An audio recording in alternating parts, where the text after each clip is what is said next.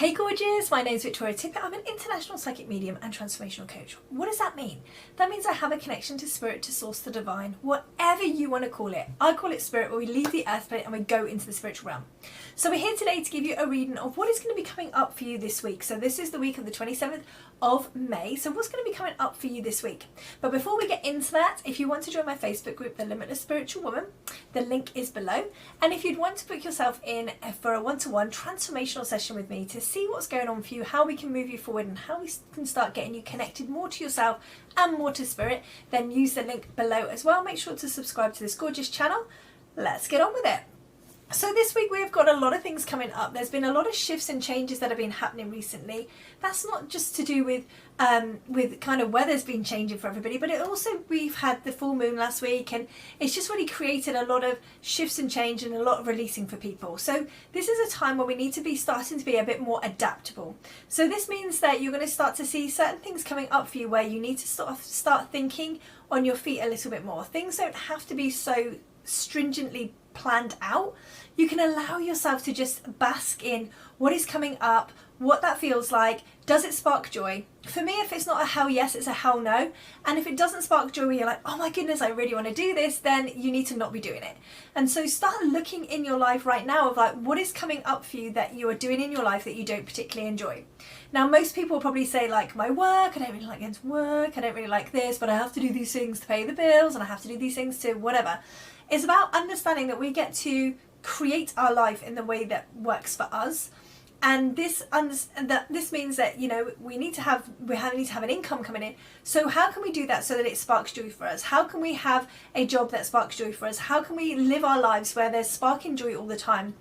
And we live in such a space and time where it is acceptable, it's a social norm that everybody is not, you know, we have to do things that don't spark joy. We have to pay bills because they don't spark joy. We have to do jobs that don't spark joy because that's how life is. And actually that's not how life is. It's amazing that we get to pay for bills. It's amazing that we have the opportunity and the ability to have fresh water, to have gas and electric and all the other things that you currently have that are expenditures right now. And so when we start to see this in a different way, when we start to understand and appreciate the finances and all the kind of things that we've got going on in our lives, we start to see them sparking more joy for us. Now, this is about understanding that this week we need to start thinking about what does spark joy for us. What is it that makes you feel really happy and really joyful and really just stepping into you? Now, as you're starting to do that, what does that bring up for you? So it might be bringing up like, Victoria, what are you talking about? Why, like, I can't have a job that sparks joy. I can't work with people that are really nice. I can't like literally be so excited about going to work. Then we need to start thinking about, we need to have some kind of mental shift. So there needs to be a mindset shift there, but also there needs to be this ability to understand that you are worthy of having things in your life that spark joy. Just because we have to do things doesn't mean that we have to not dislike them. And so this is just really powerful of how we step into this moving forward. So this is super powerful for you. Now, also this week, we're going to start to understand that this is going to be kind of one of those things where it's going to bring up lots of things for us to think about. It's going to bring lots of things up for us to overcome. So it's going to feel like we're going to take one step forward and two steps back. And this might be to do with changing, or it might be to do with the changes you want to put into place. And it may feel that you're moving forward and that feels amazing and you're making lots of shifts. And then all of a sudden you're like, hang on a second, I need to go back and undo all these things and they're not done right. You know, when people start knitting and then they realise they missed the stitch ages back in their pattern, and they decide to either continue on and know that this kind of mistake is always going to be there, or they go back and try to retake their steps. And I want you to understand that when we take a step back, we're never back at stage one. And this is the same thing when we think about when, you know, businesses don't go well, or whatever it is that, you know, relationships don't go well. It's never going back to base one. It's never like you having your very first relationship. It's never like you having your very first business. It's never like you being in your first job, where you have to learn all those things from scratch, where you need to, you know, learn about yourself and learn about the other person and learn about how to communicate and all those kind of things. When you get into a new relationship, when you get into a new job, when you get into new ways of business, if you're starting a different business, you already have all of that knowledge under your belt. So you're coming from experience. Say you put a piece of furniture together and you realise that you've put one of the pieces the wrong way round. When you take it apart, you're not not back in the stage where you've opened the box and you have no idea how to put it together and you're sat there scratching your head. You're now kind of going back, understanding that you can put it together in a much more efficient way. And I want you to start thinking about it this week, where you're feeling like you're taking these steps back, but actually you're not taking steps back. You are just going back, making sure everything's right, making sure the foundations are right so that you can step forward into the new part of your week.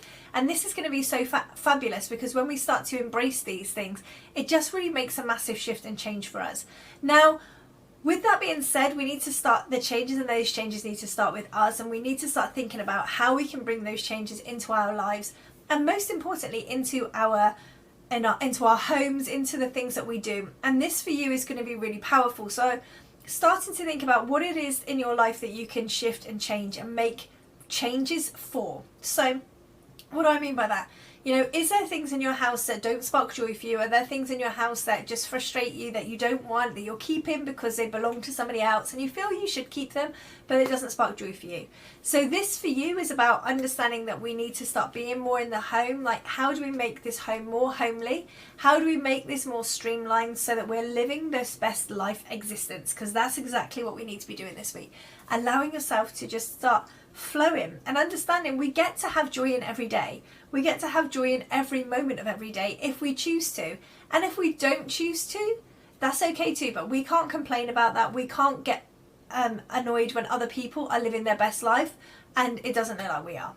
So have the most amazing week. If you want to join my Facebook group, The Limitless Spiritual Woman, the links are below, as I said. And to book yourself a one-to-one, again, the links are below. So I'm excited to see you there. If it's not a hell yes, it's a hell no. So don't come if it doesn't spark joy for you. But book yourself in if it does spark joy for you. Ring the bell. Make yourself subscribe to this gorgeous channel, because there's going to be lots of new things coming on here. And I do also go live on this channel. So make sure that you come along to those as well. Take care. Have a great week. And I'll see you next time.